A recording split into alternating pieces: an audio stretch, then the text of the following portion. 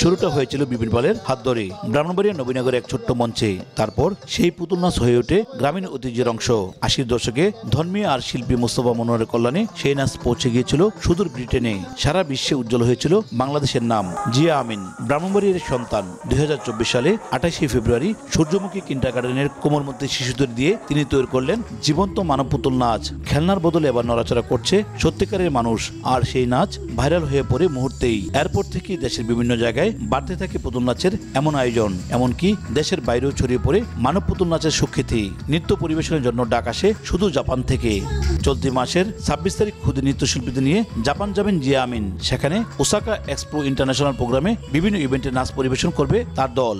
আমার অনেক ভালো লাগছে যে আমরা জাপান যাচ্ছি, যে আমি জিয়া স্যারের সাথে। নাচের জন্য এর আগে অন্য দেশে গেলেও জাপান তো প্রথমবারের জন্য যাচ্ছি, তো ওইটার জন্য খুবই এক্সাইটেড আছি। একক নৃত্য, দলীয় নৃত্য, সাধারণ নৃত্য, কথক নৃত্য, আরও অনেক ধরনের নৃত্য করবো। ঐতিহ্যবাহী পুতুল নাচটা আমরা এখানে গিয়ে নাচবো, বাংলাদেশের ঐতিহ্য আমরা এখানে গিয়ে তুলে ধরবো। ইতিমধ্যে আমরা অনেকগুলো ইউরোপের এবং মিডল ইস্টের অনেকগুলো অফার পেয়েছি।